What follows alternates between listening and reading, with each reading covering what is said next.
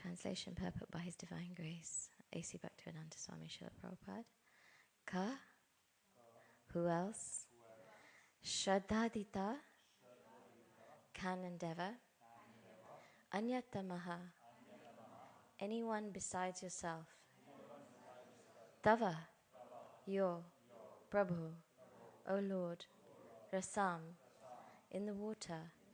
Gatayaha, while lying in. Bhuvaha, of the earth. Udvibarhanam, deliverance. Na, never. Vismaya, wonderful. Aso, such an act.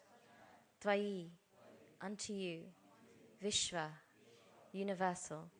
Vismaye, full of wonders. Yaha, one who. Maya ya, by potencies. Idam, this. Sasraje, created. Ati vismayam, surpassing all wonders. Please repeat after me. Who else but you? The Supreme Personality of Godhead could deliver the earth from within the water. It is not very wonderful for you. For you, however, because you acted most wonderfully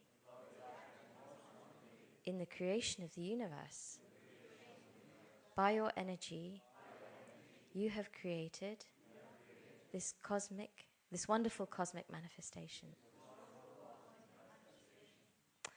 When a scientist discovers something impressive to the ignorant mass of people, the common man without inquiry accepts such a discovery as wonderful. But the intelligent man is not struck with wonder by such discoveries.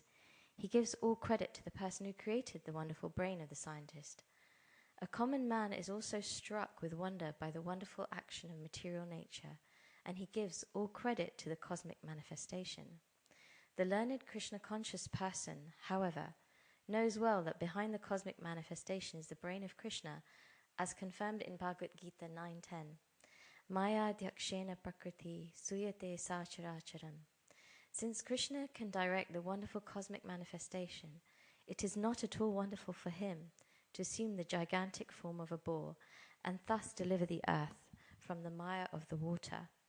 A devotee is therefore not astonished to see the wonderful boar, because he knows that the Lord is able to act far more wonderfully by his potencies, which are inconceivable to the brain of even the most erudite scientist. Om Jnana-timirandasya Jnananjana Shalakaya Chakshurun Militanyena Tasmai Shri Gurave Namaha.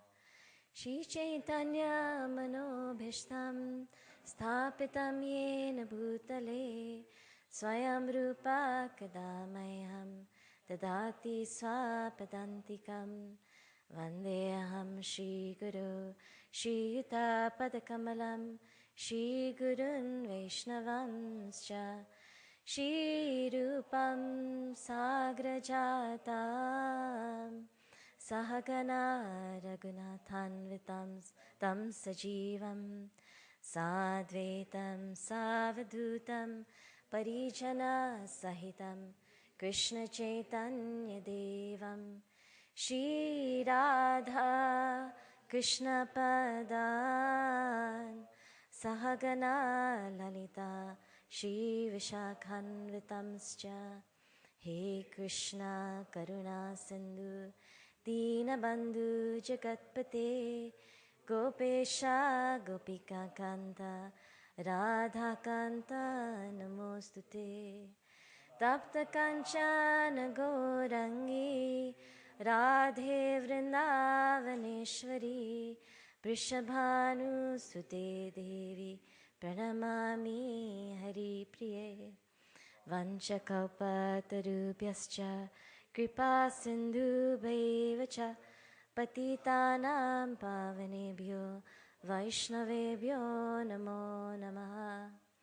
Shri Krishna Chaitanya Prabhu Nityananda Shri Advaita Gadadhar Shivasadi Gaura Bhaktarinda.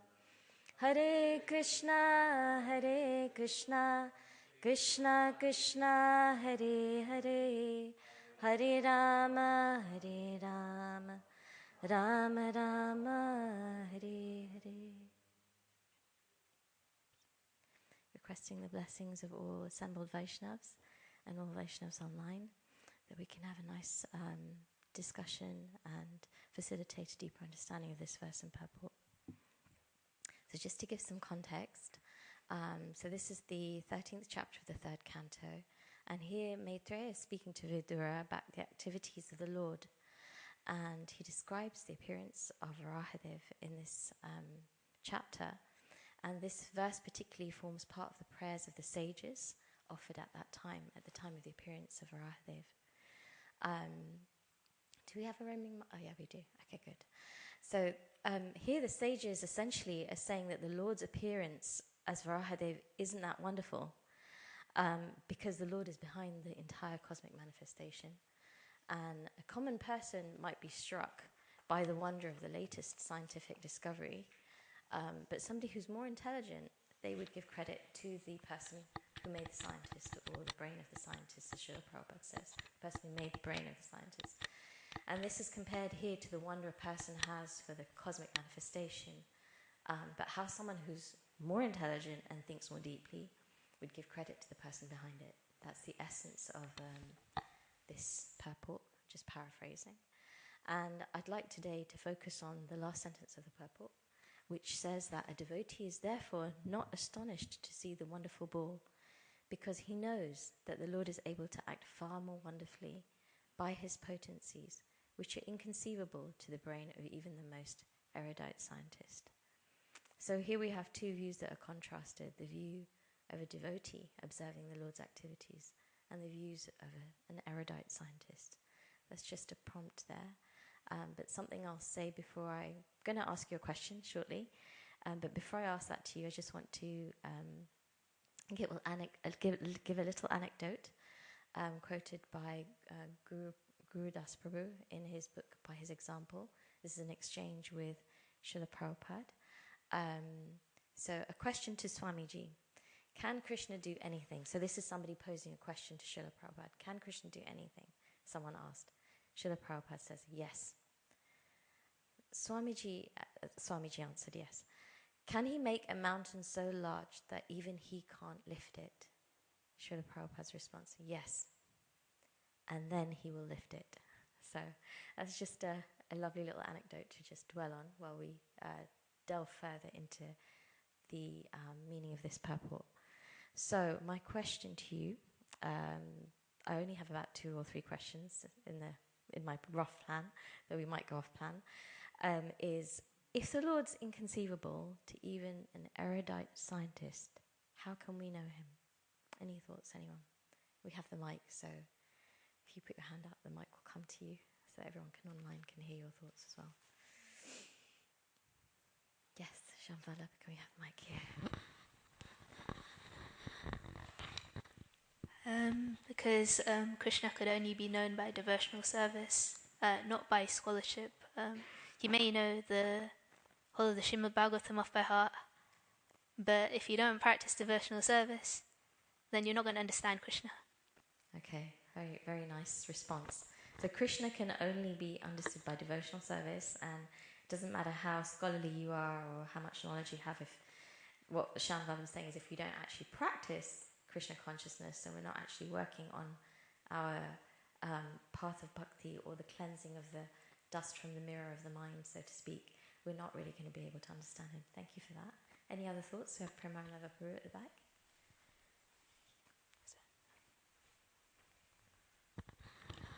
Yeah, Krishna can only be known when he decides to reveal himself, because he's independent. Wonderful. So this is part of the definition of divinity, or the Supreme Absolute, or God, as by whichever name you call him, that he reserves the right to reveal himself.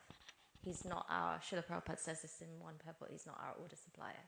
It's not that we can demand or click our fingers and say, okay, I want to see God, come on, show yourself now, you know.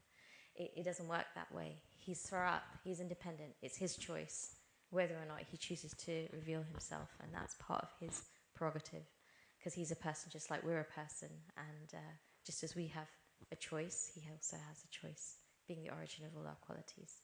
Very nice point, thank you. Anybody else? Let's have one or two more. Don't be shy. Yes. Sakhi Leela Devi. Thank you.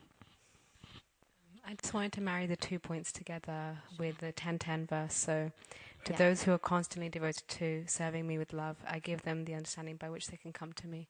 And it's described as a special favor of the Lord to pure devotees. So, his prerogative, and through devotional service, and Prabhupada says in the pulpit, also through chanting Hare Krishna, which is also pure devotional service. Wonderful, thank you. So that's a beautiful. You said it's Bhagavad Gita. 10:10. Wonderful. Thank you for quoting that. It's very nice. It's very nice to hear scriptural texts referred to as well. Thank you. Can you? Thank you very much. Thank you, Ruru. So Sri Chaitanya Charitamrita Adi Leela says that logicians try to understand Krishna through logic and argument, but if at all we understood in logic, we should apply it to the mercy of Lord Chaitanya. Sri Krishna Chaitanya Daya Karaha Vichar Karite Chitte Bhave Chamatkar. If you apply your logic and what all wonders can be performed by the mercy of Lord Chaitanya, then you will understand him, and then you will be wonderstruck also.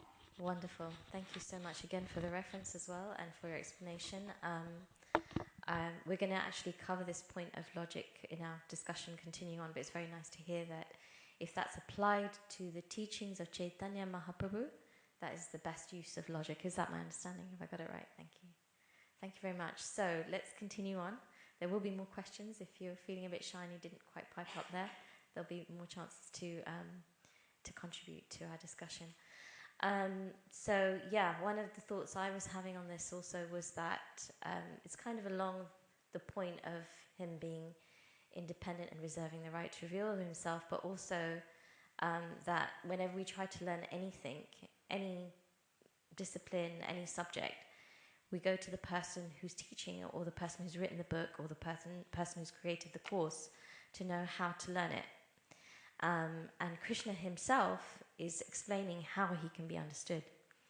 And just as the very first point we had here was explaining that he can only be known by devotional service, which means by loving connection to him in active service, in a favorable mood, that's how we can actually understand him, and he's explaining this himself.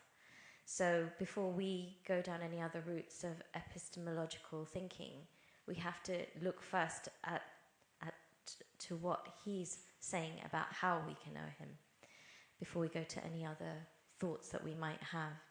And along this line we have in the Brahma Samhita, I haven't put the reference in, but I think it's 5, maybe 31, I'm not sure. But Premanjana Churita Bhakti Vilochanena Santa Sadeva Vidiyeshu Vilochayanti Yam Shama Sundaram Nachintya Guna Surupam Govindam Adipurusham Tamaham Bhajami.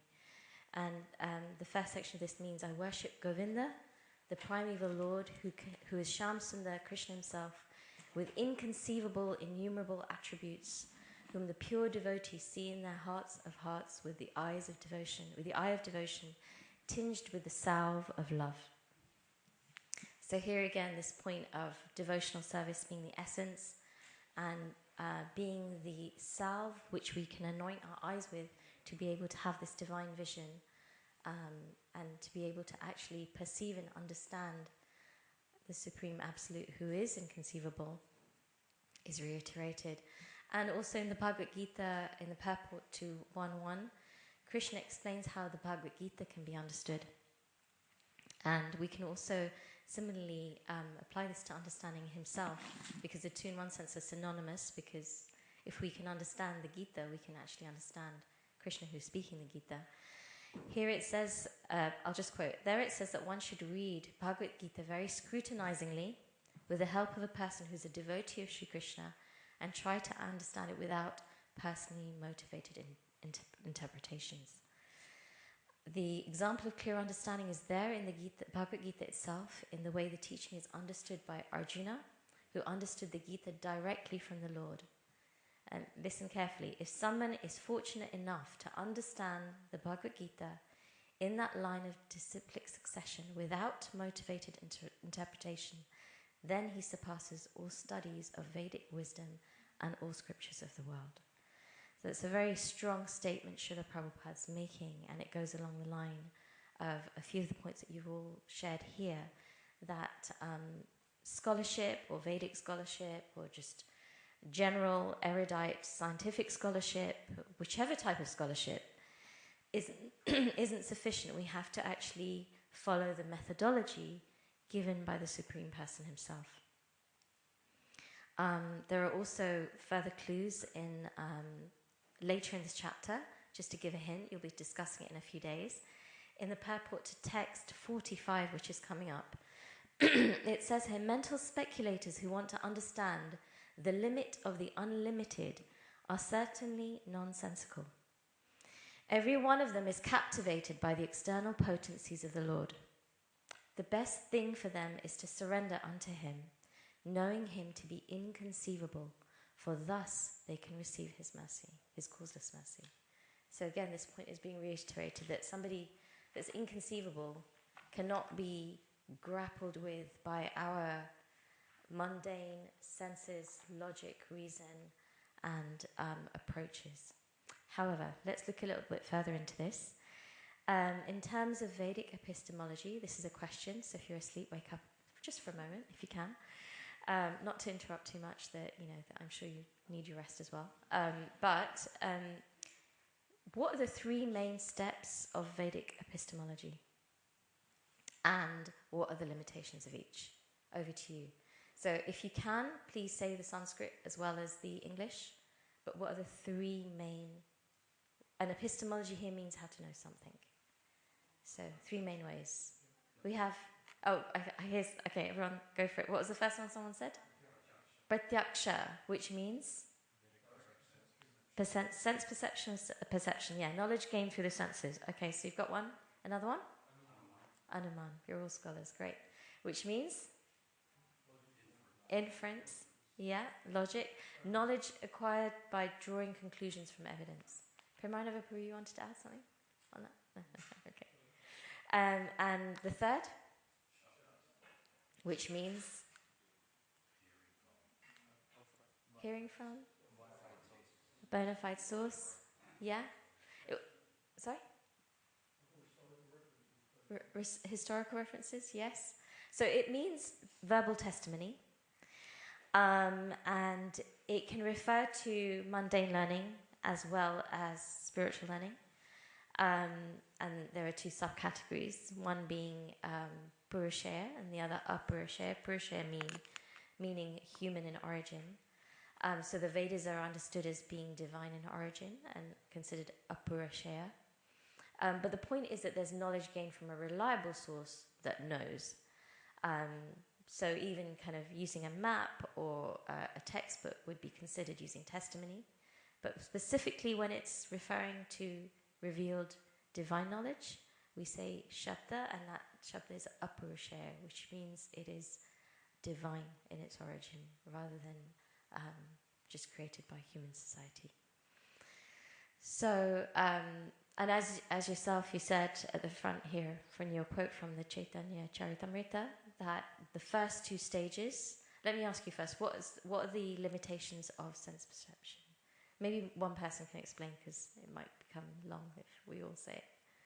Can anyone see the issues with trying to understand God just by your senses? Yes, can we get the mic to Pramana?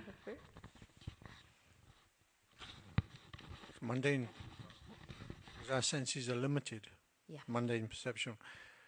Cannot understand anything which is beyond our intellectual ability. But one could say, I have a question for you actually. So could a pure devotee with purified senses understand? Use that pratyaksha as a main reference or evidence? Do you have any light on your own question before I say anything? Sorry? Do you have any? You're asking a question about sense perception. Well, no, that's something I was thinking about. Because pure devotee senses are not mundane or conditioned. They're Yeah. He's completely in line with Shastra and Krishna, so I would say he could, right? But even though he could, he doesn't. Correct. He still uses Shastra. Absolutely. Yeah. Thank But anyway, you. our senses are That's, limited. yeah, the limitation Mundane. of sense. I mean, even the animals have more developed senses than we do. Absolutely. Yeah. They can see further than we can. They can hear They further. can hear more. Yeah. But they're only using their senses for eating, sleeping, mating, and defending. Yes. No intelligence there. So, yeah. Thank you. Yeah. Yeah. Even animals have better sense perception than humans do, which is a very good point. But we definitely have limited senses, and it's really not a suitable instrument to try to understand something that's beyond even the realm of mundane perception. Now, what are the issues with anuman or inference? Or this logic where there's smoke, there's fire. So we see something and we come to a conclusion. Can anyone see the issues with that? Somebody else? The limitations of that. If we use that to try to understand divinity. Yes, over here, please.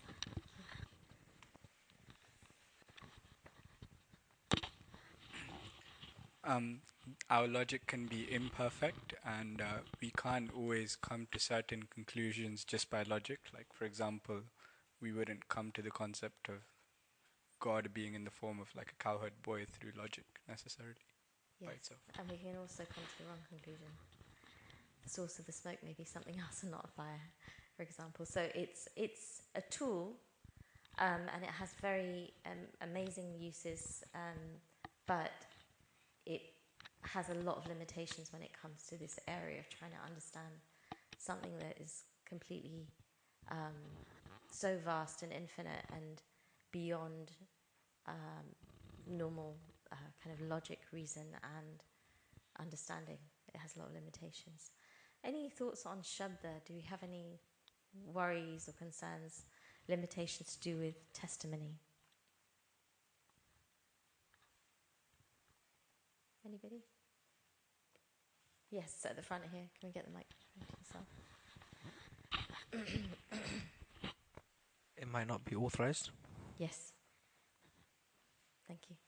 Yeah, so it may be difficult to know if the book is the right book or if the person is genuine. Both may be sources of testimony or people that know, but how do we know that they know? And how do we know that the book is what it says on the cover and, does what it's going to do? So we're going to consider all these points a bit more now, but thank you for that. And one thing I would say is that the first two, which are sense perception and inference, can both be used in conjunction, as the quote in Chaitanya Charitamrita said, in conjunction with Shabda or testimony to be able to gain a deeper understanding of the divine. So they have their uses, even though there are limitations to them. It's not that we just Jai Shishi Radha Gokulananda Ki Jai Sitaram Lakshmanaman Ki Jai Shishi Gauritai Ki Jai. It's not that we just discard those processes, but we understand their strengths and weaknesses. And just like we don't just discard sense perception entirely, it has its use, and it can be used when it's in conjunction with Shabda and it tallies with it, so to speak. So since the dawn of time, for eons, the debate on the existence of God or the ultimate reality or the divine has been there. And as we've discussed, logic can only take us so far. Somehow the origins of the universe have always been felt to hold clues as to whether there is a divine being, but currently science doesn't know how the universe originated, though there are many theories to explain, but they are theories and the jury is still out. They're not necessarily fully confirmed. They aren't fully confirmed, they're theories at the moment. And a lot of work's been done in this realm, and it's not to disregard the amazing work that has been done in this realm, but it's important to understand the limitations of that work as well. The discipline of philosophy also has its limits because there are many, many points of view and they're often inconclusive. Again, it's a rigorous discipline. It has its uses. It's very important to delve into, but we also have to understand where its limits lie. And this is where the study of the divine or theology is needed. And I'll just give you a quote from Pascal. The ultimate achievement of reason is to recognize that there is an infinity of things which surpass it. So one way to understand reason, that it can bring you so far, and even sense perception can bring you so far, but there are limits to these things. Srila Prabhupada explained this very simply in terms of how to know about Krishna or the Supreme Person. He explained that just as to know who your father is, a child simply asks their mother, in the same way to know what our origin or who our origin is, we go to the Vedas, which are a vast canon of knowledge exalted by great sages of spotless character. And the word Veda means knowledge. Specifically, as followers of Srila Prabhupada, we look to the Srimad Bhagavatam in terms of Smriti and the Bhagavad Gita in terms of Shruti. I'm going to read a little bit from the purport of Srimad Bhagavatam 2:743 to 45. All the great devotees of the Lord, as mentioned above, who flourished in the past or present, and all the devotees of the Lord who will come in the future, are aware of the different potencies of the Lord, along with the potency of his name, quality, pastimes, entourage, and personality. And how do they know? Certainly it's not by mental speculation, nor by any attempt by dint of limited instruments of knowledge. By the limited instruments of knowledge, either the senses or the material instruments like microscopes and telescopes, one cannot even fully know the Lord's material potencies which are manifested before our eyes. For example, there are many millions and billions of planets, far, far beyond the scientist's calculation, but these are only the manifestations of the Lord's material energy. What can the scientist hope to know of the spiritual potency of the Lord by such material efforts? Mental speculations by adding some dozens of ifs and maybes cannot aid the advancement of knowledge. On the contrary, such mental speculation will only end in despair by dismissing the case abruptly and declaring the non-existence of God. The same person therefore ceases to speculate on subjects beyond the jurisdiction of his tiny brain, and as a matter of course, he tries to learn surrender unto the Supreme Lord, who alone can lead one to the platform of real knowledge.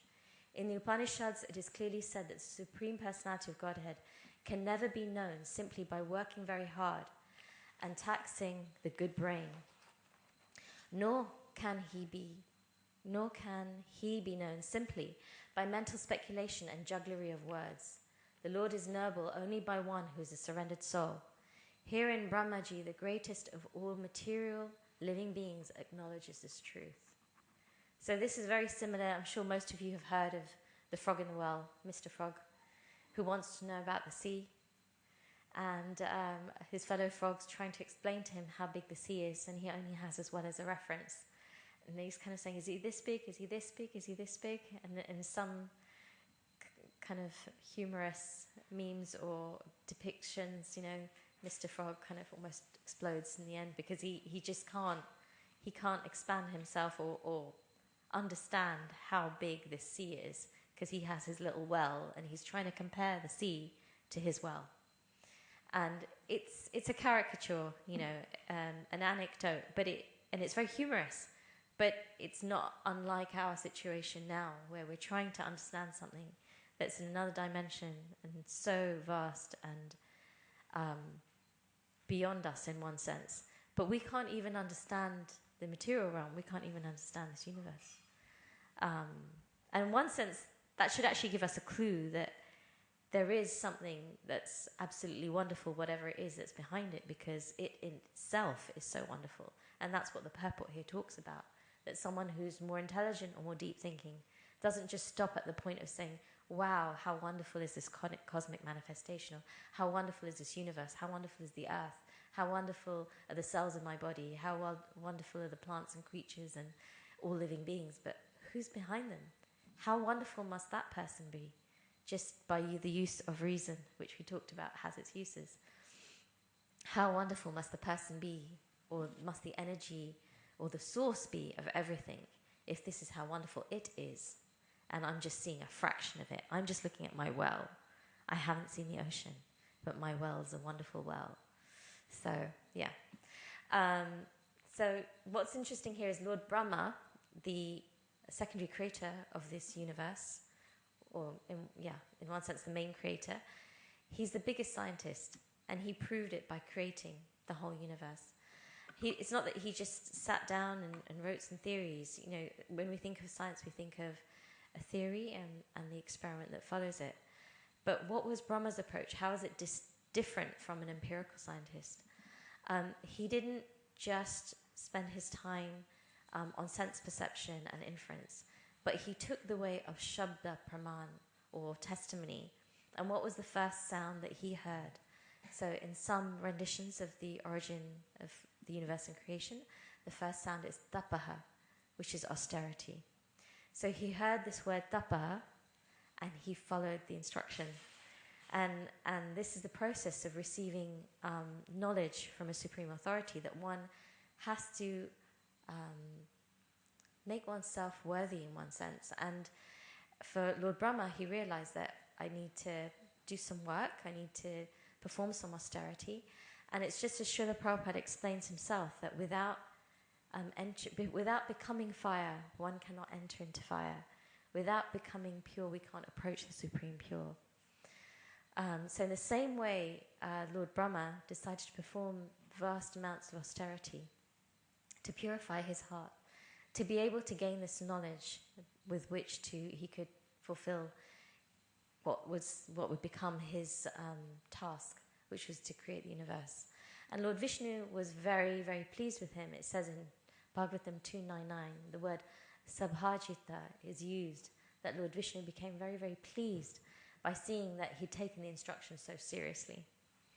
So in one sense, we can learn from this example of Lord Brahma that this is a step, the next step for us in terms of trying to grasp or kind of gain transcendental knowledge, is that we have to please the authority, the person, the teachers, the lineage, to be able to really realize this knowledge within the heart, and not just read it and theoretically understand it, but to imbibe it ourselves. So my question to you now, again another time to see if there's some thoughts that you have. How do we know we're onto something? So one of the issues we had with Shabda Praman, even Apurusheya Shabda Praman, was how do we know if the book's right? How do we know that it isn't just somebody who just wrote something and now we've decided to call it the Srimad Bhagavatam and decided to say that this is going to be the path to self-realization? How do we know we're onto something, or the process works? Any thoughts, anyone? Anybody want to say anything? Did you want to say something? Yeah? Oh, but we'll pass the mic to you, then you can explain, please. Your heart will tell you. Your heart will tell you, did you say? If it's Can wrong, you speak into the mic? if it's wrong, Is it on? if it's wrong, you'll have no taste for it. Wonderful. If it's wrong, you'll have no taste for it. So the first thing you said was, you'll know in your heart. Yeah. Wonderful.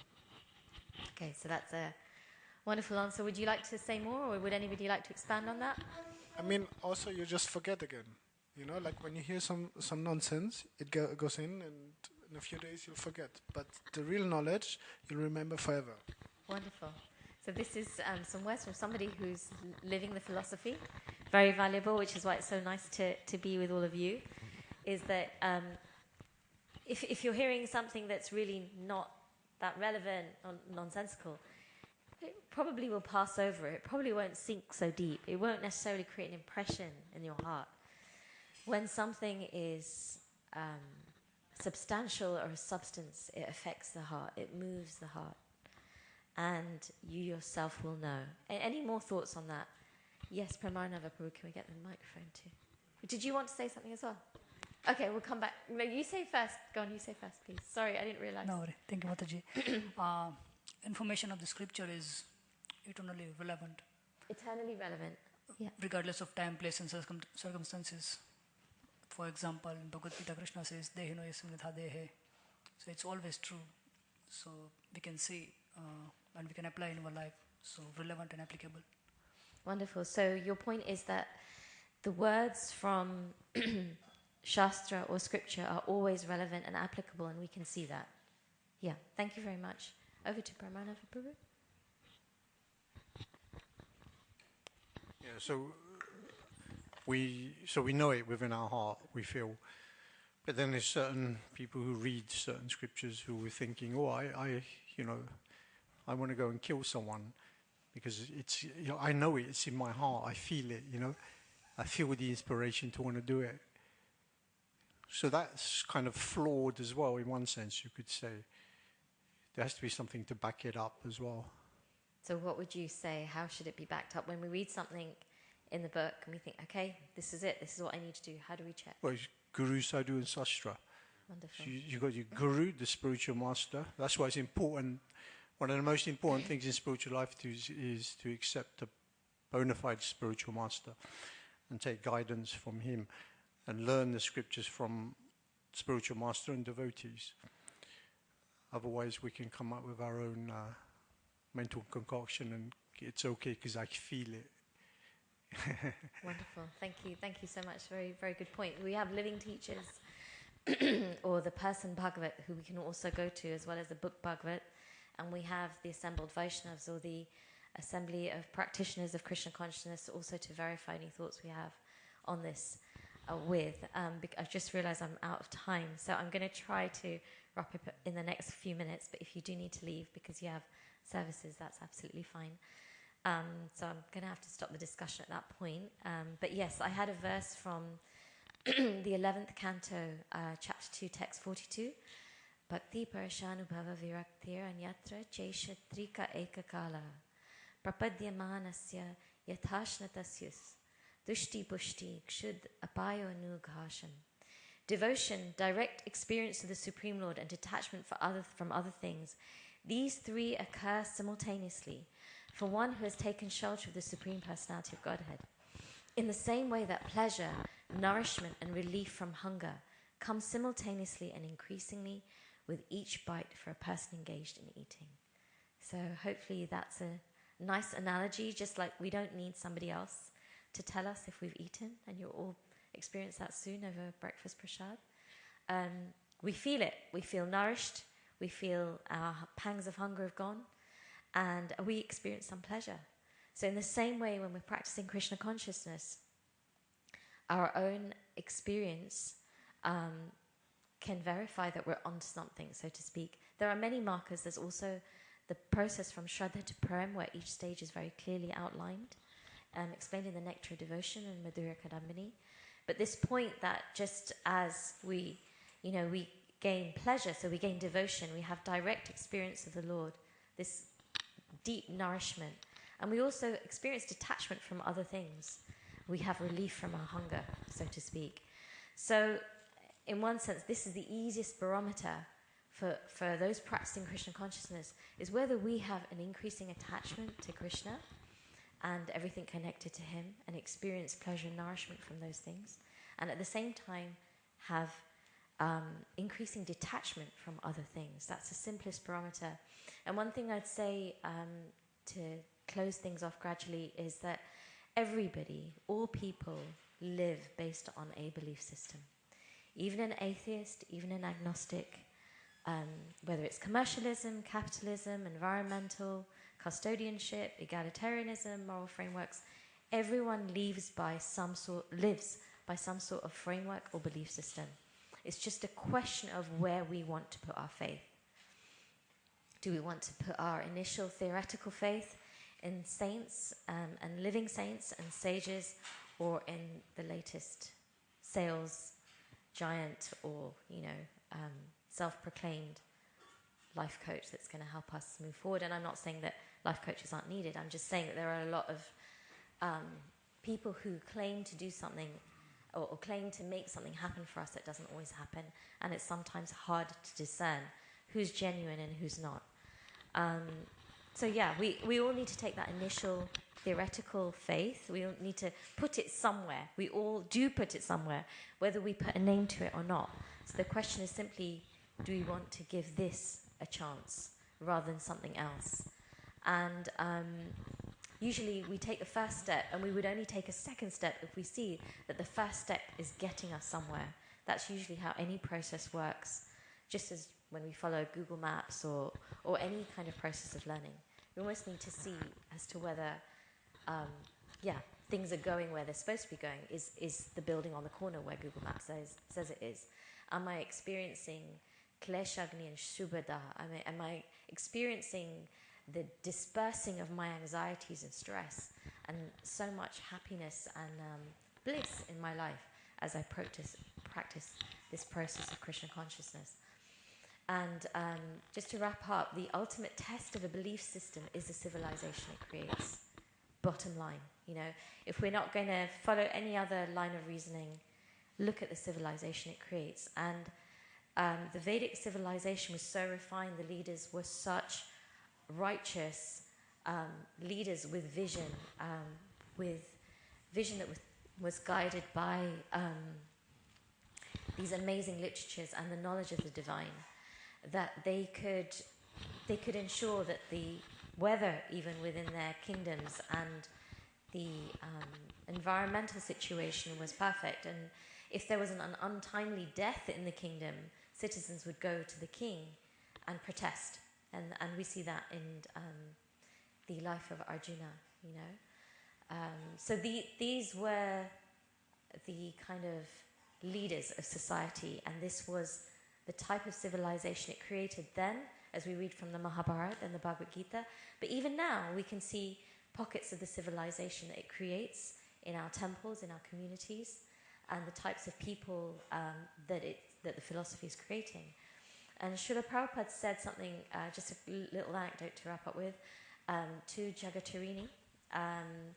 Some of you may have heard this past time, but there was a 3/4 page article in the Daily Mirror many years ago, and the title said, Ned Kelly star joins Hare Krishna. So Ned Kelly was a film in the 70s, and this was pointed out to Jagatarini, who was the star in the article, and she saw this picture, and there was one picture of her as in a sari, as a Hare Krishna devotee, who'd been washing pots, and it talked about her washing pots. And on the other side was a picture of her which wasn't quite so appropriate of when she had been acting in a TV series. And she didn't really want Srila Prabhupada to see this article, but the devotee Mohanananda, I think, yes, he ran up and took the article to Srila Prabhupada, because he wanted Srila Prabhupada to see it. And Srila Prabhupada said, just see, pointing at the before shot of Jan, he said, look at this, her, sultry with false eyelashes and heavy makeup. He said, in this photograph, she looks very morose. Srila Prabhupada then pointed to the chaste after shot. But in this picture, she looks very beautiful. Prabhupada chuckled. But the materialist, he will see it the other way. Srila Prabhupada glanced at the article and picked out the paragraph which seemed to exactly confirm his conclusion. Now Srila Prabhupada read. So I'm just reading from this excerpt to the devotee. Srila Prabhupada read, Jan looks more ecstatic than Mick Jagger could ever make her. Srila Prabhupada became serious. My disciples, their previous history is all black. Before they became devotees, they were eating meat, they were having illicit sex, intoxication. We do not want to discuss it. We do not want to even think about it. Srila Prabhupada paused, looking up, and then with a sweep of his hand indicating the newspaper article, he said softly, Krishna has saved her from so much nonsense. That evening, before driving to the temple, Srila Prabhupada sat for a short while in the downstairs lounge while Nanda Kumar brought his shoes. Jagatarini came before him, offering her obeisances, and sat, looking somewhat ashamed. So she's the person who's in the article. The article was about her, Jan. Prabhupada, appearing totally at ease, spoke to her with affection. You are so lucky. Krishna has saved you, he reiterated. Prabhupada paused, thinking for a moment, and he then spoke again, looking intently at Jagatarini. Always remain a devotee.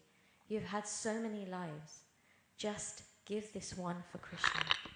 Then you may do whatever you want, but this one is for Krishna.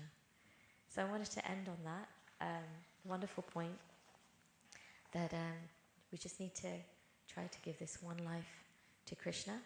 And just yesterday, I was at one of the KC Sock societies at one of the universities in London, and there was one student who's an agnostic. I've seen him around for some time, and we've discussed the philosophy before. And he's been coming for some time, and he's taking responsibility for things. He's serving nicely with the devotees. But when I asked him about the philosophy, he says, I'm agnostic, the jury's out, I'm not sure. But he's so drawn to the devotees. He likes the devotees so much. He's always with them, and now he's going to be going to Vrindavan as well. So it's just something to highlight that the proof of the pudding is in the eating, but also you can test a whole pan of rice by testing 1 grain. And that if as devotees we can try to live our lives imbibing these qualities, and people come in contact with all of you, with us, and they feel drawn to yourselves or to the devotees, that is the hallmark test of the philosophy. And in one sense, that speaks 1,000 words. So I hope that was of some help today. Thank you so much for your patience, and apologies for going over time. We don't have time for questions, but if anybody has anything burning they'd like to discuss, please come and see me afterwards. Thank you so much. Hare Krishna. Grantharaj Srimad Bhagavatam ki jai. Srila Prabhupada ki jai. Gaura Bhakta Vrinda ki jai. Nitai Gaur Premanande. Hari Hari Bol.